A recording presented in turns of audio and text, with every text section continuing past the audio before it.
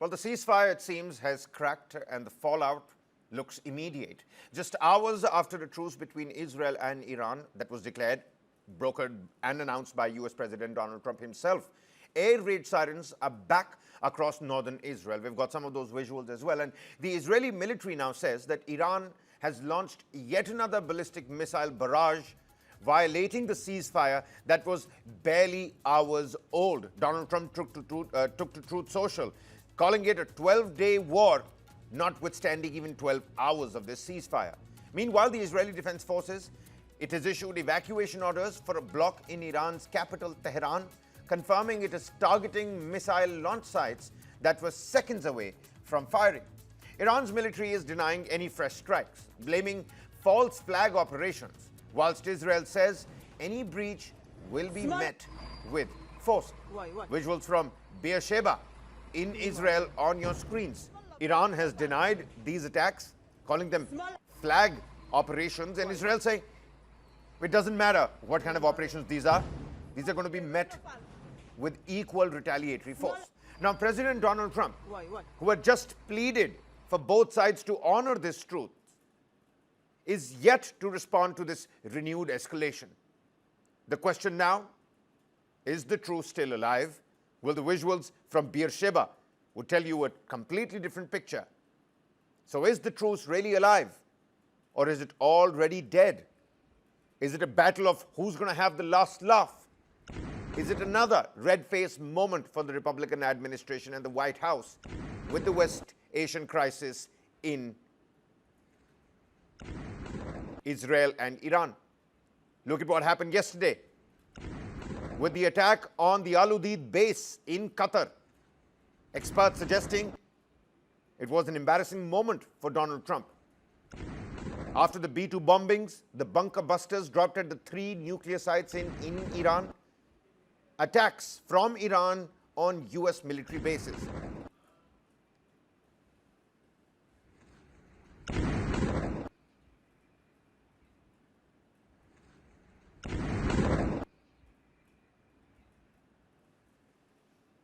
Now, President Trump, he's already said that the ceasefire agreement between Israel and Iran has not come into effect. The American leader also warned the 2 arch enemies in West Asia not to violate this particular truce deal. That's the Truth Social post. The ceasefire is, in fact, now in effect. Please do not violate it. Donald J. Trump, President of the United States. The exclamation marks again telling this very well could be the president himself typing it out on his social media. But just hours after this particular social media post, it seems like missiles and strikes are being traded and exchanged again in the skies between Israel and Iran. Is this ceasefire really going to hold? Is this a new reality for West Asia, or is this already in tatters, leaving the Republican administration red-faced?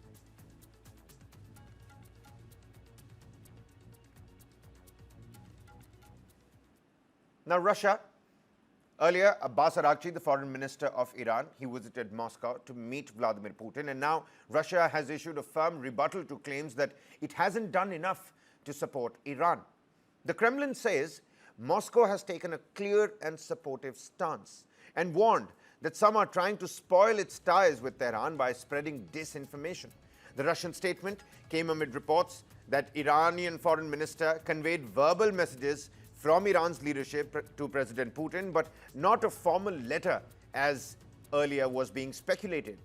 On the question of nuclear damage inside Iran, the Kremlin says information is still being analyzed and it is unclear how severe this impact is going to be. Turning towards NATO, Moscow called it an alliance created for confrontation and accused the NATO bloc of rampant militarization. Let's not forget, the leaders already in The Hague have agreed to increase their defense spending, 5% of their respective GDPs of these NATO nations. And as for a potential ceasefire between Israel and Iran, the Kremlin says it would welcome any such move, provided that the ceasefire is in fact sustainable, which doesn't look like.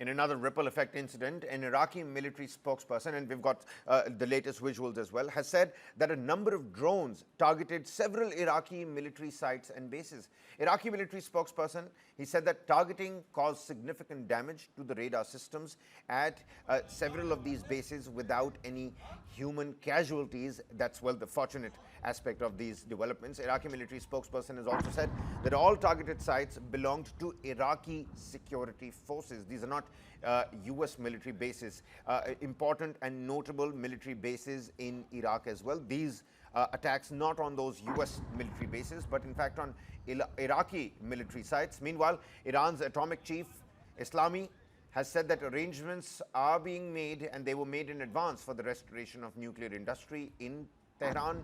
Damage assessments are in fact being made. Israel Katz on your screens has already called for striking the heart of Tehran, strikes on Iraqi bases, Iraqi military sites. Iran at this point in time denying any violation of the ceasefire, calling it flag operations, and Israel vowing serious retaliation. Where is the West Asian crisis headed?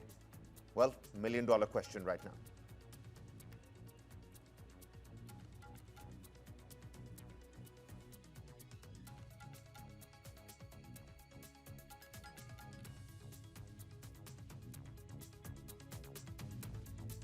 Assessments being made, says Iran's atomic chief, Islami. And this coming right after Iran severed all of its ties with the global nuclear watchdog, the International Atomic Energy Agency.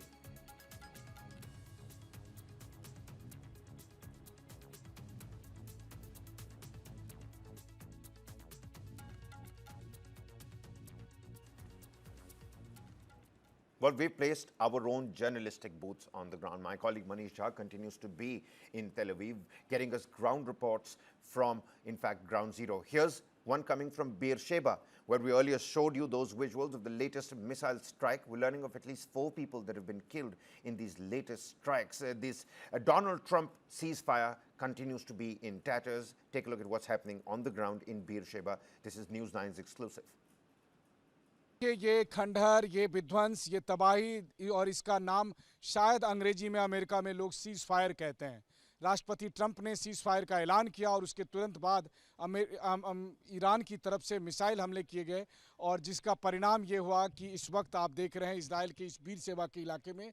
वैसे तो Beersheba एक छोटा सा town है, लेकिन पिछले कुछ सालों में इसे काफ़ी डेवलप किया गया है, और इस वक्त टीवी 9 की टीम उस ठीक स्पॉट पर मौजूद है, उस लोकेशन पर मौजूद है जहां से हम आपको दिखाने की कोशिश कर रहे हैं, ये बताने की कोशिश कर रहे हैं कि देखिए आज जब सीज फायर के ऐलान के बाद ईरान के मिसाइल अटैक हुए तो उस वक्त यहाँ पर क्या गुजरा है, यहाँ किस तरह की तबाही हुई है, यहाँ किस तरह का विध्वंस हुआ है, और वो हम टीवी 9 के कैमरे पर आपको दिखाने की कोशिश कर रहे हैं।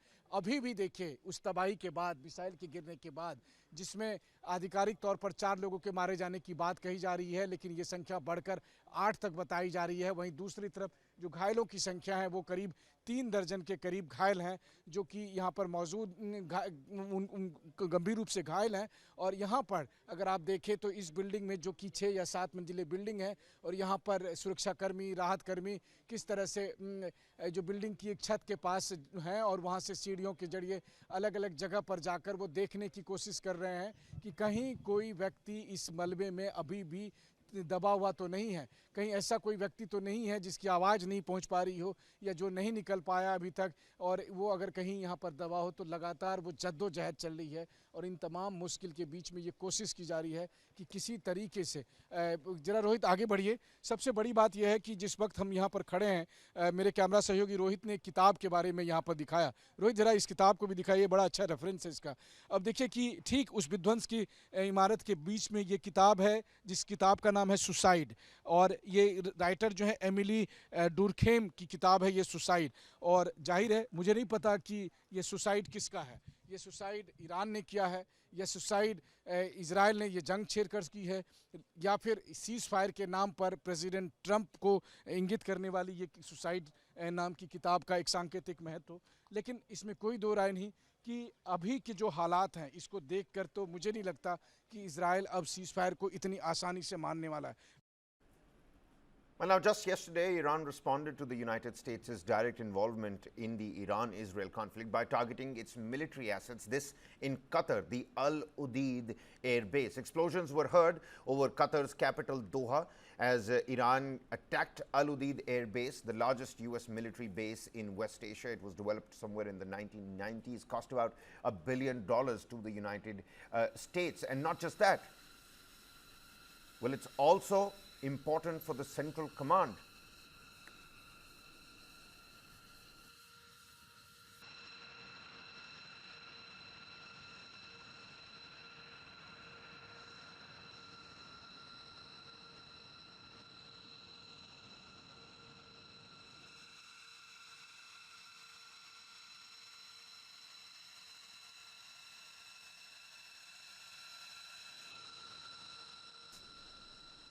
The Al Udeid air base, the 60-acre base in the desert outside the capital Doha, directs U.S. military operations in a huge swath of territory stretching from Egypt in the west to Kazakhstan in the east.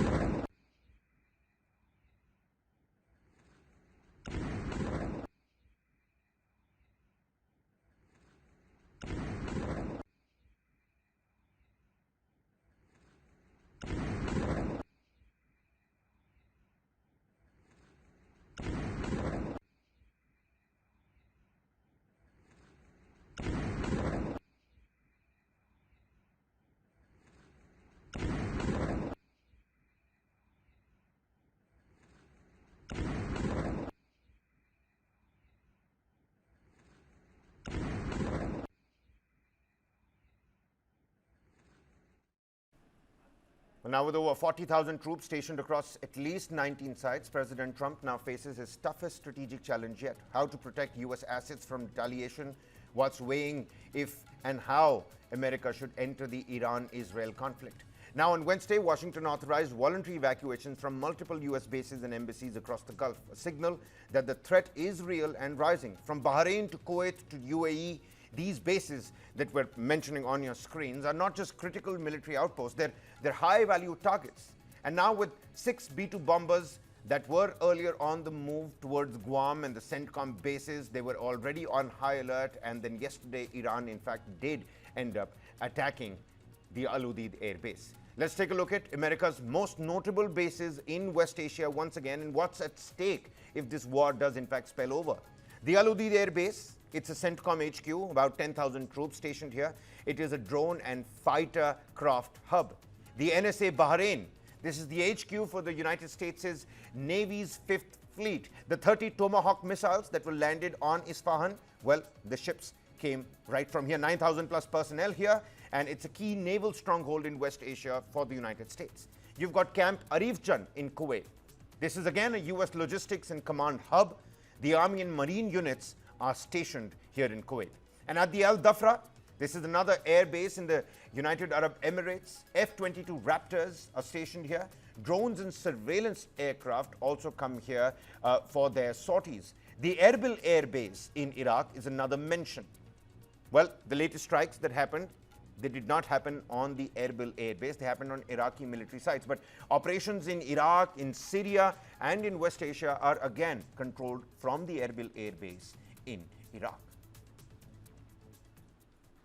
Now, Iran's parliament has approved a proposal to close the Strait of Hormuz, a critical global oil corridor. It's never been done before. It's about 33 kilometers at its largest point, and its narrowest, it's just about 3 kilometers. In a major escalation of tensions in the region, fears are being raised of severe disruption to global energy supplies if, in fact, this happens. Now, the final decision rests with the Iran Supreme National Security Council, but the move does come in the aftermath of U.S. airstrikes on Iranian nuclear sites at Fordo, Natanz, and Isfahan, and where this war might be headed. The decision, if approved, will be catastrophic for oil-dependent economies. A closure would send shockwaves through global markets, affecting everything from transport costs to food prices. While it's not the first time Iran has threatened to close down the strait, but after the U.S. attacks, it is weighing its options. The Strait of Hormuz is a strategic maritime choke point through which nearly 20% of global oil and gas shipments pass daily. Satellite images just from yesterday showing the traffic and congestion at this global oil choke point. The closure could impact major oil exporters, including Saudi, Iraq, UAE, Kuwait, Iran itself, as well as top importers like China and us back at home, India. And for India, about 2 million barrels per day of crude transits the Strait of Hormuz.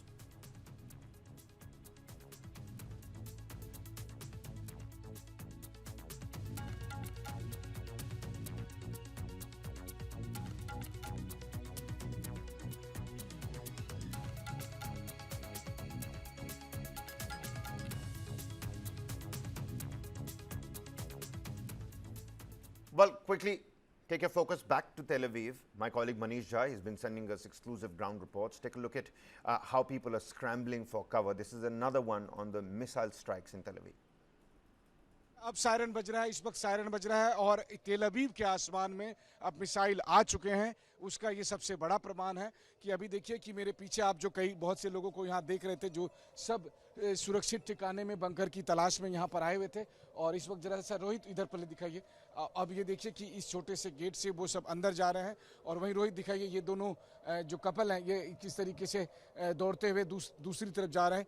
और आप देखिए कि तेल अवीव के आसमान में missile के आने की सूचना मिली है, जोर से सायरन बज रहे हैं और अभी किसी भी वक्त तेल अवीव के आसमान में या तो मिसाइल का इंटरसेप्ट होगा या फिर तेल अवीव में या इसके आसपास के इलाके में वो मिसाइल आकर गिर सकती है। टीवी 9 की टीम आपको लाइव तस्वीरें देख रही है।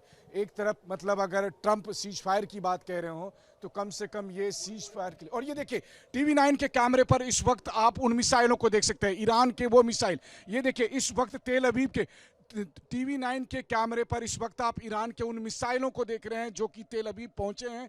और एक साथ नहीं बल्कि कई मिसाइल को मैं जाते हुए देख रहा हूं। मेरे कैमरा सहयोगी इस वक्त आपको दिखाने की कोशिश कर रहे हैं कि आसमान में जिस वक्त ईरान के मिसाइल यहां से गुजर रहे हैं और तेल अवीव के आसमान में उस वक्त उन मिसाइलों को। और वहां पर देखिए कि सामने में जो बादल है, बादल से आगे निकलते हुए वो मिसाइल है। और इस वक्त आप देख रहे हैं कि ये तस्वीरें हैं और देखिए धड़ाम की आवाज़ आई है। इसका मतलब है कि जो या तो इंटरसेप्ट हुआ है या फिर कहीं पर वो मिसाइल गिरी है। और इस वक्त टीवी 9 पर हम आपको उसकी लाइव तस्वीरें दिखा रहे हैं। अब आप बताइए अगर अमेरिकी राष्ट्रपति ट्रंप ये घोषणा करते हैं कि सीज फायर है तो ये कम से कम सीज फायर तो नहीं है। ये बात शायद ट्रंप भी अब समझ चुके होंगे। ईरान और इजराइल। और ये देखिए दोबारा धड़ाम की आवाज़ आई है, बहुत जोर से धड़ाम की आवाज़ आई है। यानी कि या तो ईरान के मिसाइल को इंटरसेप्ट करने की कोशिश की गई है या फिर वो कहीं हिट हुई है। इस वक्त टीवी 9 की टीम तेल अवीव में मौजूद है और तेल अवीव में रहते हुए हम आपको ये बात बता रहे हैं कि। और ये देखिए हाँ दोबारा से यहाँ पर रोहित कोशिश कर रहे हैं उन मिसाइलों को यहाँ पर। रोहित थोड़ा सा इधर आइए साइड में। और देखिए इस वक्त लगातार टीवी 9 के कैमरे पर हम आपको उन मिसाइलों को दिखाने की कोशिश कर रहे हैं।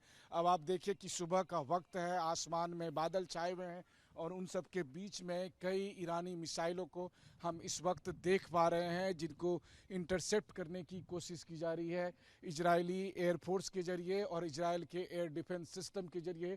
टीवी 9 पर इस वक्त आप उन एक्सक्लूसिव तस्वीरों को देख रहे हैं कि जब ईरान ने आज की सुबह मिसाइल हमले से शुरुआत की है और इजराइल के करीब 1 करोड़ लोग इस वक्त सुरक्षित ठिकाने की तलाश में बंकर में मौजूद हैं। और सब कुछ यहाँ पर फुल आप कहें तो फुल स्टॉप लगा हुआ है, ब्रेक लगा हुआ है, गाड़ियाँ जो जहाँ थी वहीं रुक गई थी। लोग तुरंत ही अपने घरों से निकलकर बंकर में चले गए हैं। और इस बीच टीवी 9 के कैमरे पर आप उन तस्वीरों को देख रहे हैं, उन मिसाइल को जो मिसाइल तेल अवीव को टारगेट करके और यहाँ आसपास के इलाके को टारगेट करके भेजे गए थे।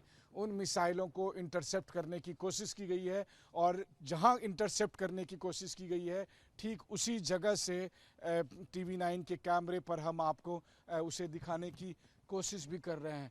तो सबसे बड़ी बात यही है कि ईरान और इजराइल की जंग का आज एक नेक्स्ट डे है और इस दिन जबकि ये उम्मीद की जा रही थी कि अमेरिका पर हुए हमले का जवाब अमेरिका लेगा, क्योंकि अमेरिका के कतर बेस पर अटैक हुआ था। उस समय राष्ट्रपति ट्रंप हो सकता है कि अपने लोगों को बताने के लिए कि वो दूसरे राष्ट्रपतियों से अलग हैं, वो एंडलेस वॉर नहीं चाहते हैं, वो सीज फायर करना चाहते हैं। और सबसे बड़ी बात है कि उनके इस कदम से कम इजराइल की सरकार और इजराइल के लोग तो सहमत नहीं होंगे, क्योंकि व्हाइट हाउस में बैठकर सिचुएशन रूम में उन्हें लगता होगा कि मामला सीज फायर का है, लेकिन यहाँ तो डायरेक्ट वॉर का मामला है। All right, then, breaking development. This just in. Donald Trump, the U.S. president, says Israel and Iran both violated the ceasefire. U.S. President Donald Trump, before leaving for the meet of the NATO leaders in The Hague, has said on Tuesday that both Iran and Israel violated a ceasefire that he himself announced just hours earlier, and he was not happy with either country, but especially with Israel. Speaking to reporters before leaving for this NATO summit in The Hague, Donald Trump, the US president, says Israel unloaded right after agreeing to the deal. He also said Iran's nuclear capabilities are gone. But the latest development is that he is, in fact, not happy with Israel, and that Israel and Iran both violated the ceasefire that the US president himself had announced just hours earlier. He said, let's call it the 12-day war and not a day more.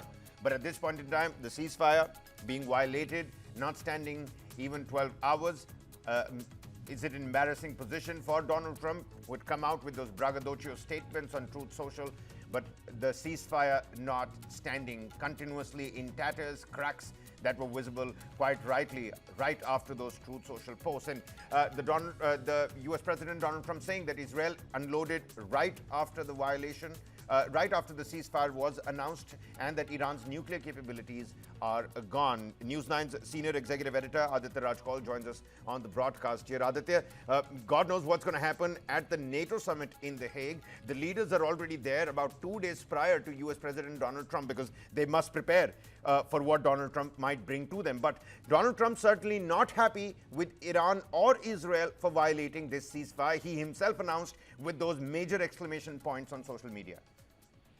Well, that's right. That's a big development coming in. U.S. President Donald Trump has said that both Israel and Iran have violated the ceasefire in the Middle East. He has added that Iran's nuclear capacities are gone, and has said that Tehran will never rebuild its nuclear program. So it's a big statement that's coming in.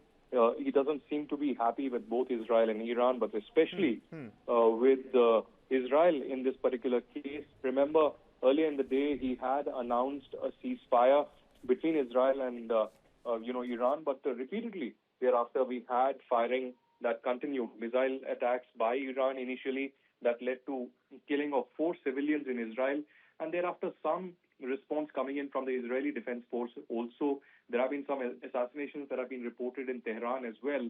So it does seem that ceasefire has been violated by both the parties in this case, not listening to Trump.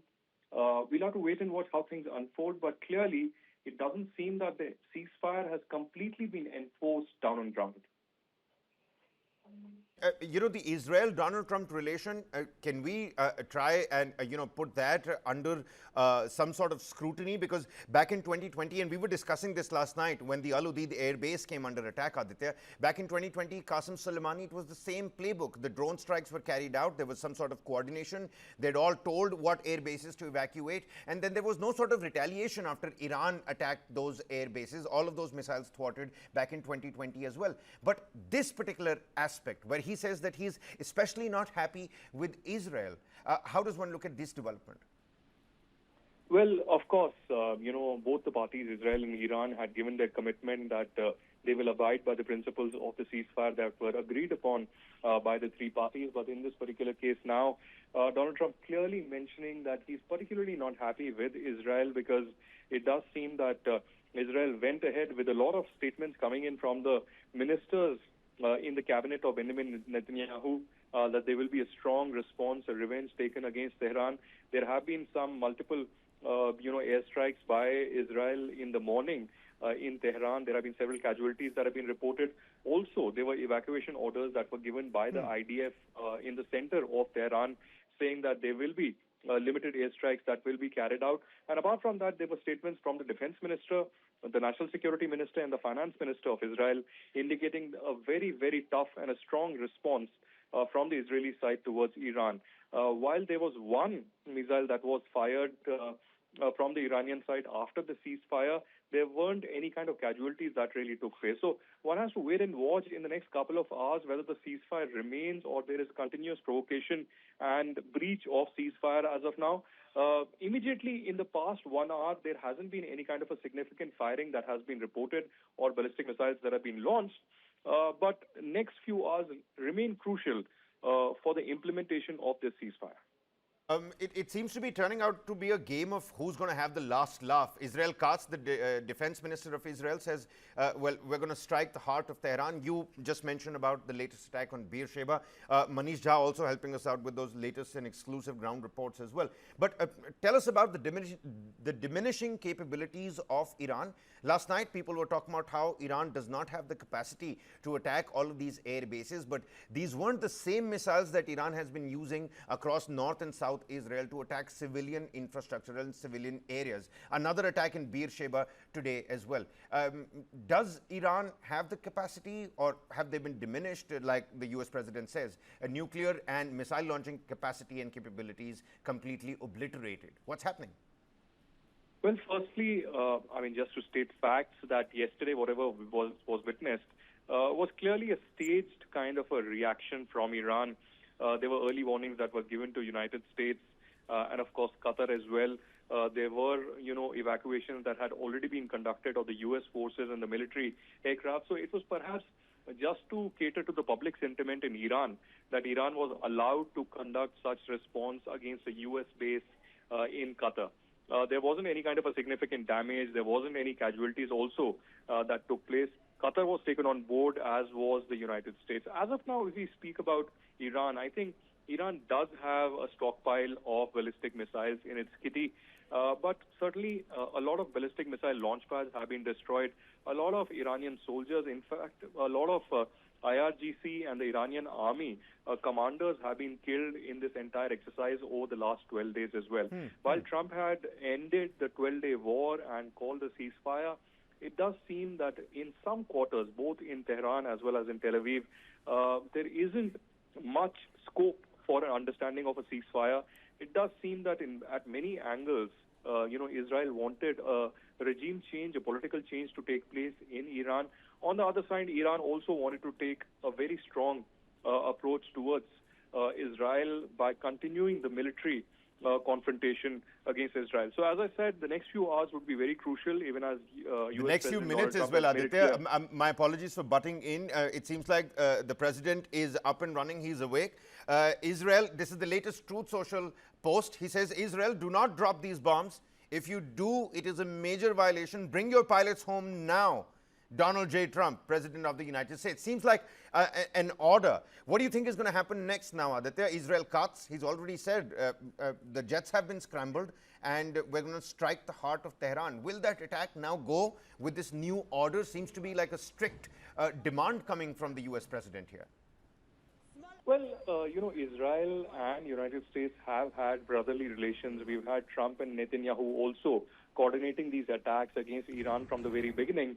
So, as I had said last evening, Israel wasn't going to be too happy about this ceasefire offer because the ultimate aim of Israel this time around was a regime change or a political change in Iran, and that clearly hasn't been achieved. So, on that level, Israel would have been upset because Israel saw this particular opportunity, weakening Israel, weakening IRGC, as the best opportunity for a political change that would be long-lasting in many ways and would help not just Israel but the Middle East as well.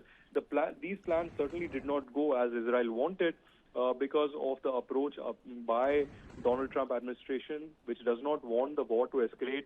It does not want other countries in the Middle East also to be engulfed in this entire war. But there's almost like a dictatorial approach by Trump, almost ordering Israel to stand down and asking the Israeli aircrafts that have now left Israel towards Iran to attack Tehran to stand down and do not engage in any further military confrontation.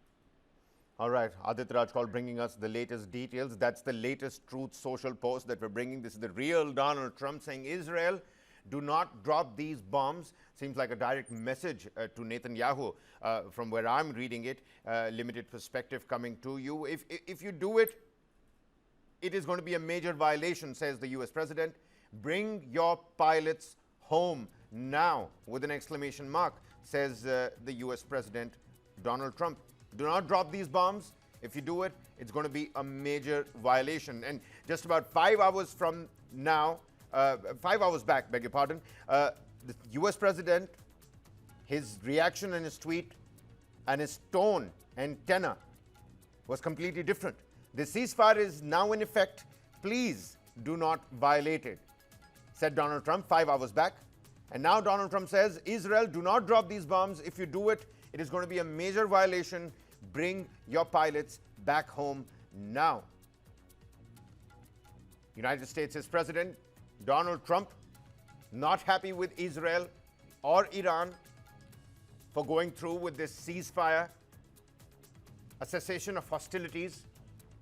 Iran attacking Beersheba in Israel, and the Israeli Defense Minister Israel Katz scrambling the IDF to now attack and strike the heart of Tehran. The ceasefire already in tatters, and Donald Trump's latest reaction: Israel, do not drop these bombs. Bring your pilots back home now.